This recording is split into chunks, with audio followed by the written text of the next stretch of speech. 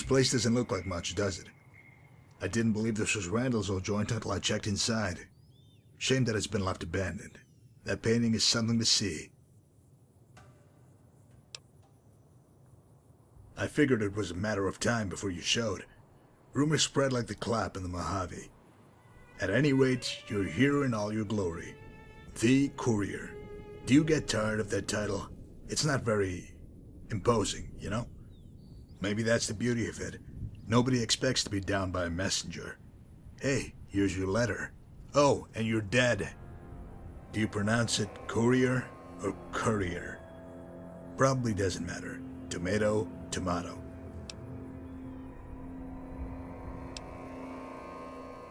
It's a matter of what I need, actually. My job is to relay a message from my supervisor, a fellow by the name of Marko. See, he's rather upset over his brother's death, and he wants to settle with you, in Utah. It's a very long trip. Luckily, I know the way.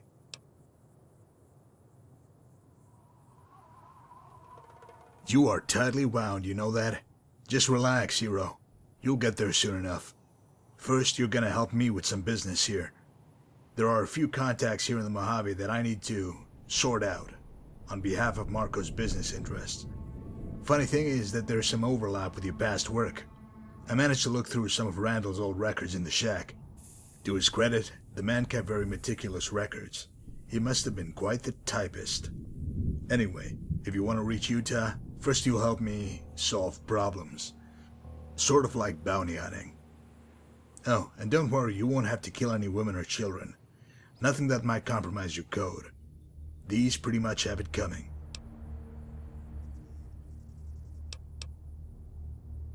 The sort involving scumbags who haven't kicked up to their betters and are a touch defiant. That kind of hubris tends to draw bad karma.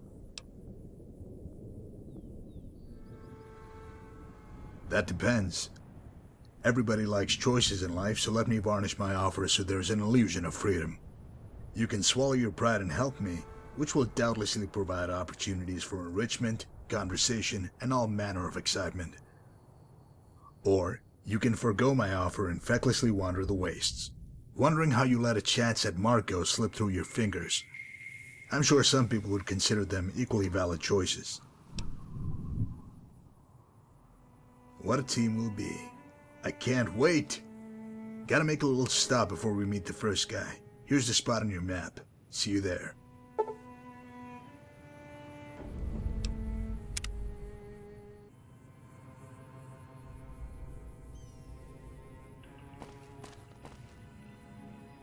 Ah, you made it. The fiends really know how to make a neighborhood their own, don't they? Speaking of fiends, you remember Eileen, right? Slightly unbalanced gal who liked to sever men's genitalia? Yeah, hard to forget. Way back when you knocked her off, NCR started telling people that it was finally safe to start moving in around here, due to law and order. Well, as you probably know, the fiends were a bit more resilient than they had expected. Oh, and it turns out Eileen wasn't even the worst one. Actually, she kept some of the more savage elements in line with the threat of emasculation. What a word, emasculation! Shout it to the heavens! After you disposed of Eileen, a nice gentleman named Troy took over her crew. He was no power player, but he certainly left his mark. You see, Troy was a chronic rapist, even worse than old Cook. Not long after the Owen family moved in here, Troy paid him a visit. Let's go inside and see his handiwork, shall we?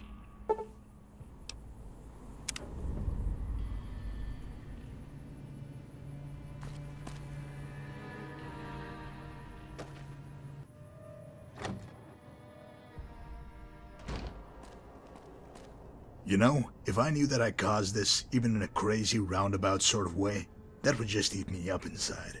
Sort of awkward now. In some circles, that would be called ducking responsibility. Troy was nothing before you killed Eileen. On top of the money, I completely understand killing Eileen, given the habitual severing of penises. In my book, that's right up there with murder. But don't doubt for a second that you set this in motion.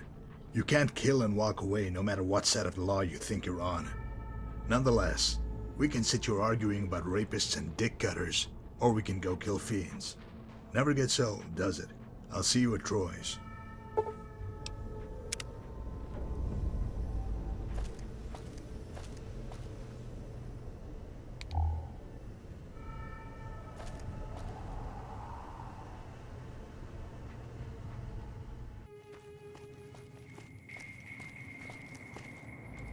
I just love a quick jaunt through the ruins of a dead city. Makes me feel privileged to be alive. Maybe that's just me. I suppose we should make our way to Troy now, seeing as to how you're a famous, cold-blooded, God-fearing and bounty hunter. I'll follow your lead. One thing, though. Please don't cut off random fingers in the hopes of collecting a reward. After you. What is it?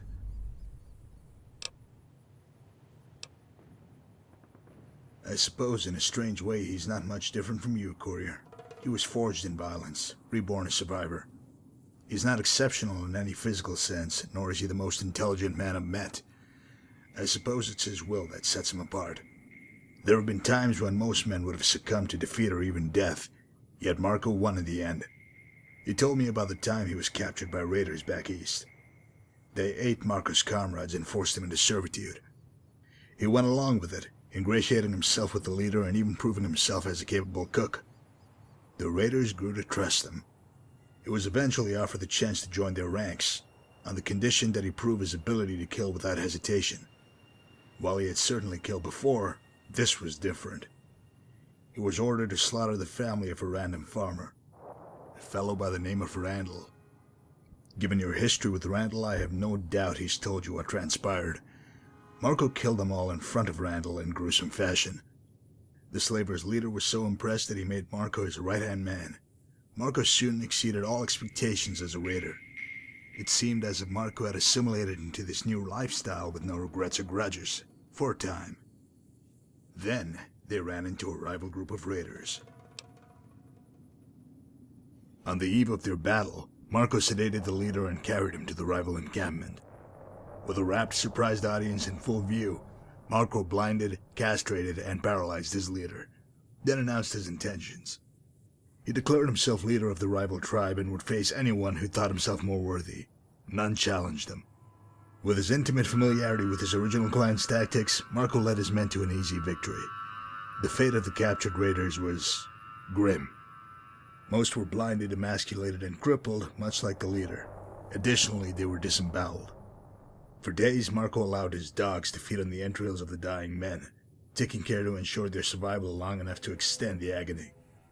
They all died eventually, except the leader. He had a much worse fate. They say Marko carted him about for years, caged like an animal. He was a living reminder that crossing Marko could bring a fate far worse than death. No one ever questioned him. Marko always said, man is the measure of all things. In this world, you make your own law for yourself and those closest to you. Talking about right and wrong is delusional and self-indulgent. If you had traveled and seen what I have, you'd appreciate the truth in this. Seen towns where they ate people but wouldn't let the women out in public for fear of immorality. Other places they killed kids for stealing food. Deep down, everybody has an idea about what's right.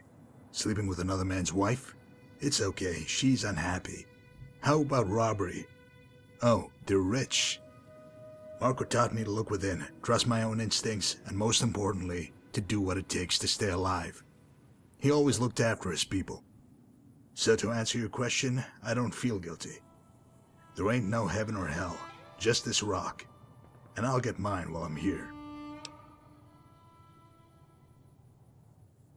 I want to know what a feet-sniveling worm coined the term bad guy. Probably some spineless wretch who relied on stronger men for his safety.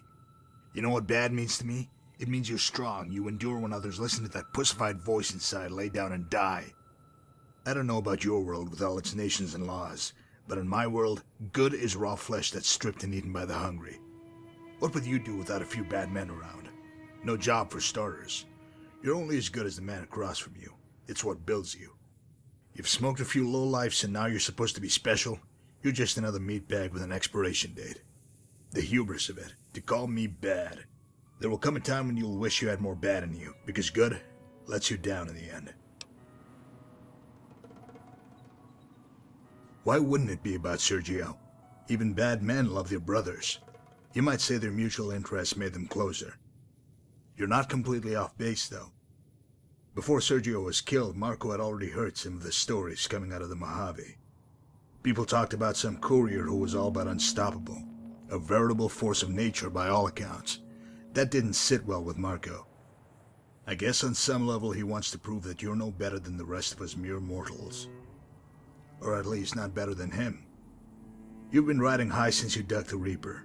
Maybe too high. If you aren't careful, you'll get a nasty lesson in mortality soon enough.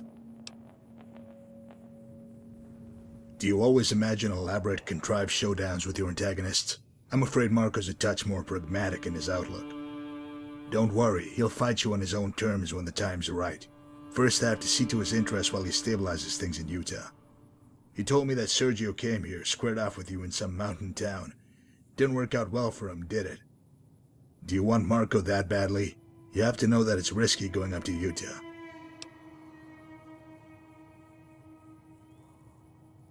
To your credit, you are adaptable. Some things can't be accounted for, though. When you taste Marko's vengeance, it will cut you off at the knees. You ever seen a cripple win a wrestling match? I mean, I've seen some midgets put up a mean fight with arm bars and whatnot, but never a gimp. What is it? I had a non-traditional upbringing, with the requisite amount of violence for wasteland standards. Marko found me when I was a young man. I was just a thug when we met. He saw something in me, something I didn't know about myself. He just has that ability. It's uncanny. He pushed me to become more proficient at violence, but also instilled the urge to educate myself. It's amazing what learned slaves can teach you. I have no doubt I would have perished in some scrape back east if I hadn't met Marko. I would have been another anonymous, forgotten raider. Some gang members came and went, like Red Bear. They feared Marko, so their presence was usually ephemeral. There was always a core, though. We stay loyal to Marko because he wins every time, against all odds. There's profit, but also brotherhood. Is it the same with your group?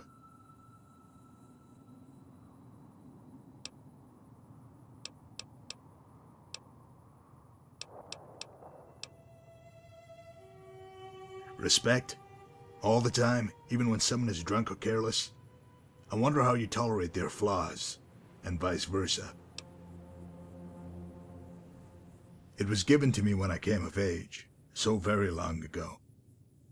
Though it's unsightly and cumbersome, there's no questioning its value. The targeting alone has saved my skin more than a few times. Of all the paths I've walked, all the trials I've endured, it's been constant. Yes, this Pip-Boy is better than a loyal hound. Certainly superior to a wife. God, it's not even close. Do you find that remarkable? Most people have rather strong assumptions about vault dwellers. We're all naive, agoraphobic shut-ins, right? Some of them never adapt to the outside, but me. I never liked being trapped. As a boy, I constantly dreamed of life beyond the vault. I escaped through literature and comic books. Never cared for school itself. My father punished me, even destroyed my books. I didn't care. I could paint grand vistas in my mind, climbing to the highest peaks while taking in real sunlight, breathing unfiltered air. My father hated his lot in the vault, working maintenance. He hated even more that I was content to spend my time withdrawn from his world. He drank a lot, beat me and my brother when things boiled over. Overseer was a real traditional type, didn't want to interfere, so nothing changed. Dad had plans for me. Maintenance and repair in the vault, an auspicious occupation. I probably would have killed myself if I'd stayed in that vault. When I was 13, the water chip gave out, so we had to make contact with the outside. I wanted to leave with the scouting expedition. Dad said no. I planned on sneaking out with my kid brother. Couldn't leave him with Dad. I got caught, and the old man pummeled me unconscious. I ended up in the infirmary. Dad wound up in his cell. Didn't last, though. Overseer released him the next day. He had critical skills. You see, I found that life is a series of epiphanies. Some are minute, others hit you like a freight train. I had a big one in the infirmary. I realized that the rules would always work against me in my dreams. Somebody with money or power pulls the strings, snuffs them out. It was that realization that finally pushed me over the edge, or made my balls drop. One night I picked up Dad's bat and bashed his kneecaps. He cried like a little girl, apologized and confessed till he was hoarse. My stepmom stayed out of it. She was a timid soul. I told them that me and my brother were leaving, and that they shouldn't bother trying to find us. Dad just sobbed and nodded. There was a skeleton crew guarding the entrance, so we slipped out before they found Dad. Don't know what became of him. Knowing what I know now, I only wish they'd finished that bastard off. He was a waste of life. We left at night, but it was still disconcerting at first, seeing the sky above you, like an ocean bearing down on you. You feel so small. We adjusted soon enough, just kept walking east. It was so stupid in hindsight. A couple of kids with a baseball bat, nothing more. You see, back east there aren't all these nations like you have here. It's just towns and tribes with no real order. We had no idea. I wish I could tell you we found a town and everything worked out. Not the case. We were picked up by slavers led by a man named Dickie. Dickie ran a roaming band who would lease out slaves to towns or raiding crews. To his credit, he was a sharp trader. I thought I had taken some harsh beatings, but the slavers made Dad seem like some grandma with an old switch. They were merciless. It only bothered me when they hit my brother, though. He was no more than 8 at the time, so they planned on making him a sex slave. I despised Dickie not because of his cruelty, but because he was always smiling, whistling, making cracks. Dad may have been an abusive cretin, but at least he imparted some mechanical know-how. That's how I got the slave collars off. We ran until our blood burned and our bare feet bled, then ran some more. Dickie was tracking us with dogs, was closed when I spotted the town. In that moment I knew we wouldn't make it. Dickie and his crew were too fast, so I sent my brother off towards the town while I backtracked. He made it, I didn't. If I'd known what awaited me, the sheer hell of it, I might have killed myself before they took me.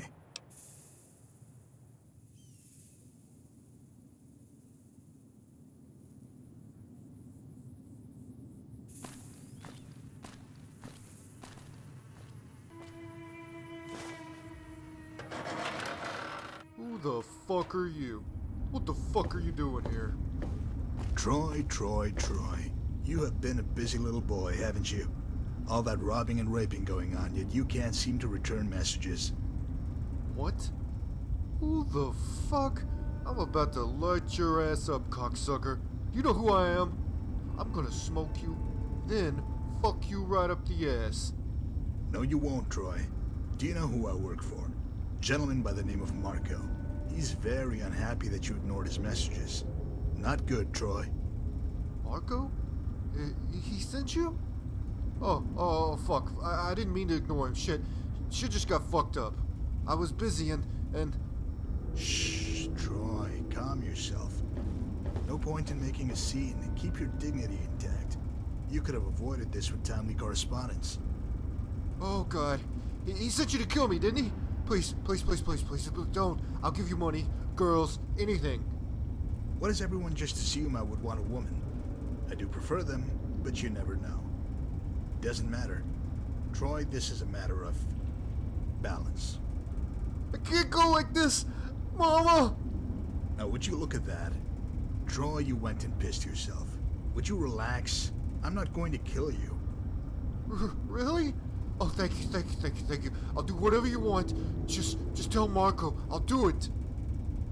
No, I won't kill you, Troy.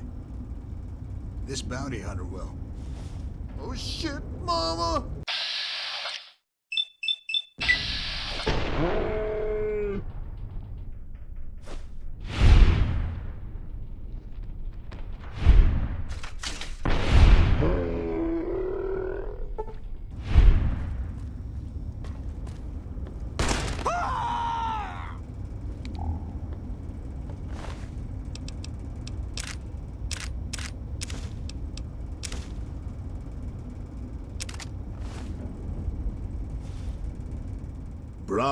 Bravo.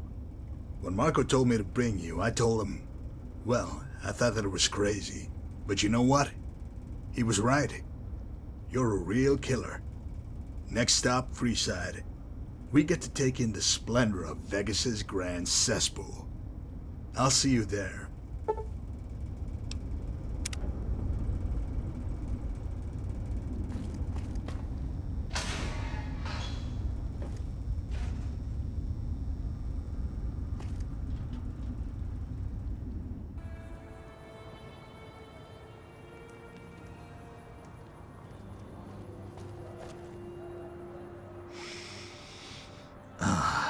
Urine, feces, vomit. That's the intoxicating aroma of Freeside. It's like smelling hopelessness. If you're wondering, this fine establishment is known as Karl's Candy, with a K. Unfortunately, they do not offer confectionaries. No, Karl's is just one of many brothels in Freeside, but it should interest you for at least one reason. No, not that one. That comely young lady soliciting her services on the corner is known as Jill. Apparently, she's the daughter of the late Charlie Halfcock. See, Charlie's mercenary work provided for his daughter after his wife left him. With a name like Halfcock, you can imagine why she left. Single father with half a penis and a powerful rifle. What a story. But then, he met you. His kid, orphaned. Though only at the tender age of 16, Jill took it upon herself to make her way in the Mojave. With few marketable skills, Jill was soon forced to rely on her most valuable asset, her body. Karl quickly scooped her up and made her his own. But it doesn't end there, friend. Karl doesn't just pimp out girls. He makes them utterly dependent through chem abuse. Pretty soon Jill was strung out on jet and completely broke. She became de facto property of Karl. Coincidentally, I have to deliver some news to Karl so we can kill two perverts with one stone. You better lead the way, though. My rugged looks are simply magnetic to females, and I don't want to be swarmed by hussies. What is it? What didn't Dickie do? 5 years. 5 years of hell. That's what I got for leaving the vault and saving my brother. It was work, beatings, work, and then more beatings. All the while there was Dickie's laughter. All the while I thought of my brother. I was near a man when Dickie got the idea of matching me up in the cage. That was a big draw, fighting slaves to the death. I knew it was my chance.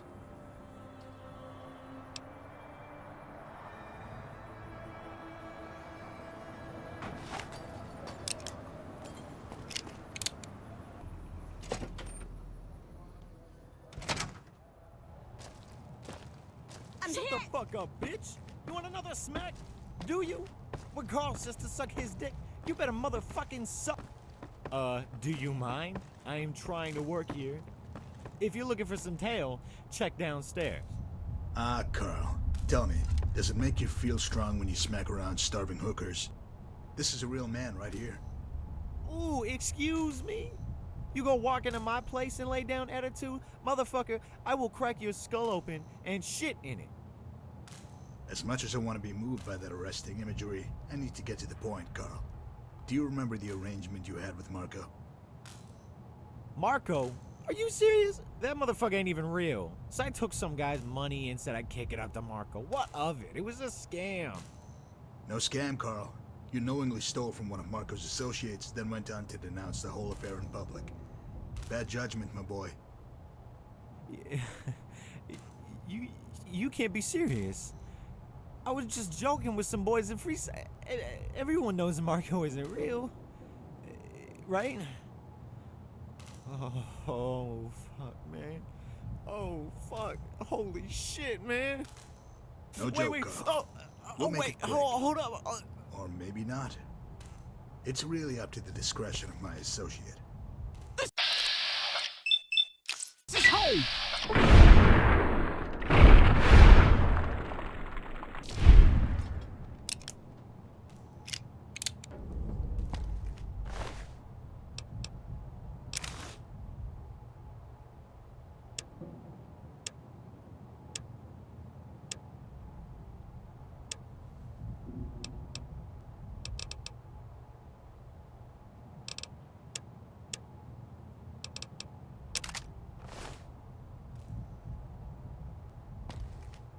And that's how it's done, partner.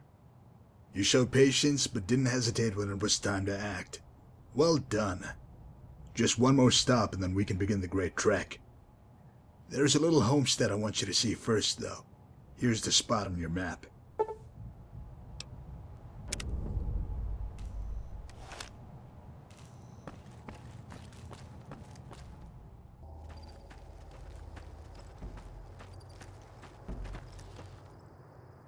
This fine residence is the home of Dana Quigley, widow of the late Tom Quigley. You remember him, right? Though an inveterate womanizer and a madman, Ranger Quigley still sent proceeds from his caravan robberies to his family. When his mischief caught up with him, Mrs. Quigley found herself destitute and struggled to provide for 3 children. On the verge of starvation and homelessness, Mrs. Quigley soon received an offer from a businessman. In exchange for a hefty sum, he would seize Mrs. Quigley's daughter and sell her to Kaiser's Legion. She accepted the offer. While the initial windfall tided them over for a spell, the Quigley residence has fallen on hard times once again. Crop failures and whatnot. Already maddened with regret over her daughter's fate, now Mrs. Quigley must decide how to proceed. Sell the farm? Prostitute herself? Sell a child? The dilemmas of the wasteland. Why don't we pay her a visit? You should have plenty to talk about. Have I struck a nerve? I knew you were angry, but wow. Look at that vein just throbbing. I'm gonna guess you have high blood pressure. Let's go help this old bag, whether she likes it or not. What is it? I was strong enough from all the work, but I didn't know anything about real fighting. Dickie wanted to use me as bait for his stud fighter, Jay. Guy had at least 30 pounds on me, had won a dozen matches. I saw him as an obstacle to my freedom, something between me and my brother. It was one of the many lessons in the power of resolve. That man should have killed me, but I wanted it more, plain and simple. He broke one arm and half my ribs, but I ended when I gouged his eyes and then drove my heel through his skull like it was a piece of old fruit. Dickie wasn't laughing then. I was hurt, but seeing his face was worth every break and bruise that I'd suffered. It was the first time I killed. I'm not sure what Dickie had planned for me because another man bought me on the spot. Guy named Thompson. He was all right. Thompson made me an offer. Win enough matches and I'll set you free.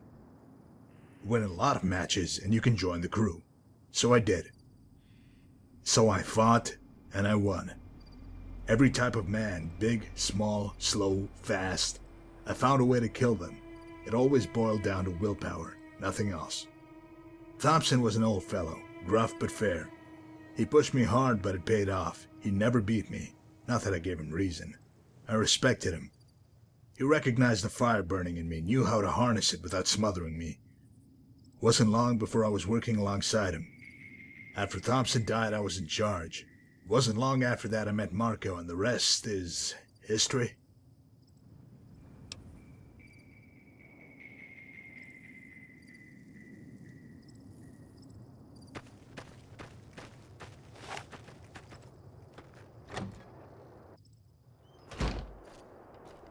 What are you... Wow. You actually surprised me that time. I am impressed. You have a cold, cold heart, my friend. There's more to you than I realized. I'd ask if you feel responsible, but I know you don't care. She might as well be a pesky bug or some other insignificant creature. I don't like to issue predictions, but Marko might just have a use for you. Strange partnership it would be. But who's to say it wouldn't work? We've got a date with some fancy legionary near Cottonwood Cove. See you there.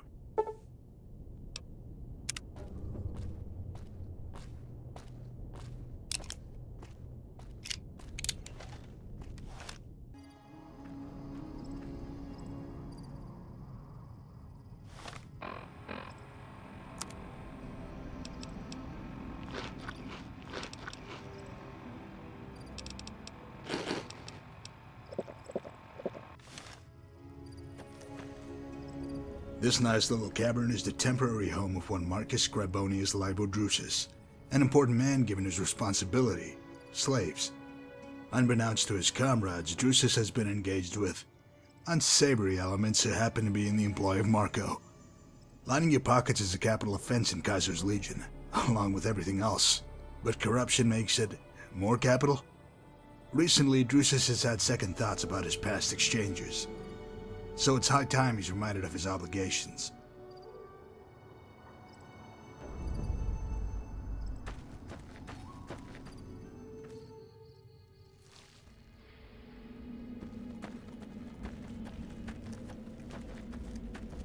Who dares intrude in my quarters? Name yourselves. Not a polite reception, I must say. Is the hammer necessary? I think you're making my friend nervous. By Mars, if you don't identify yourself, I'll bludgeon you and that other renegade into a bloody pulp. I go by Virgil, but that's not really germane to the discussion. See, Drusus, I answer to a certain Marko. You might have heard of him. You listen, profligate. I am done dealing with Marko or his lackeys. I do not answer to lawless scum. Scum. That's harsh, Drusus. Harsh. You might not deign to speak with us now, but I seem to recall you happy to accept our captives a few months ago. I can't. The speculators are investigating. If they know I dealt with you, I'll be scourged and crucified like a low criminal. But you are a criminal. You should have embraced it. Believe me, life is so much simpler and fulfilling. Better than all this stilted soldiering. I will never...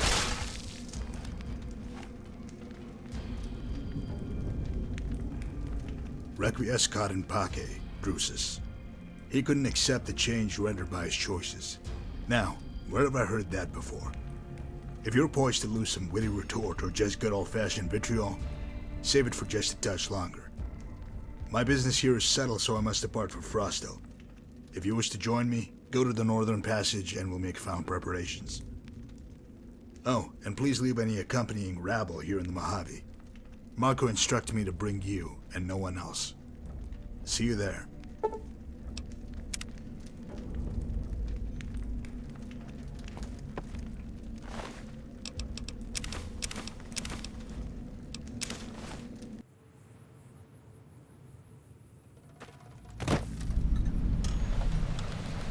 Yes? Only 250 miles to go. Let's get started.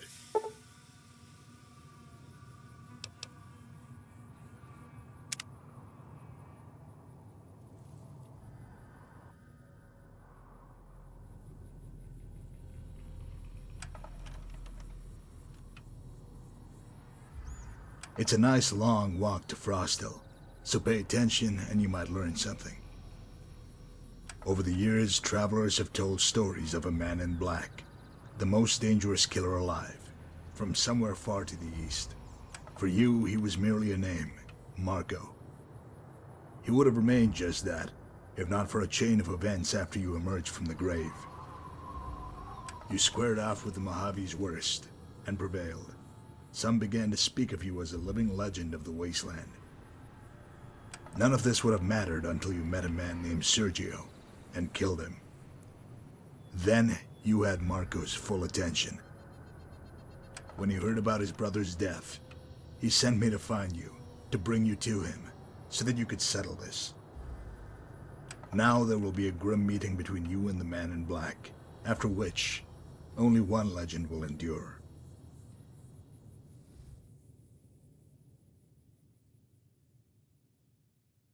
Well, we made it.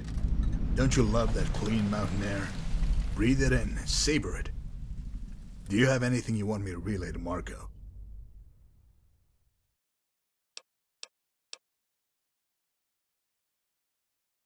Nice. Is that an old pre-war Remington? If you're going to get killed by something, that would be a good choice. Take care, courier.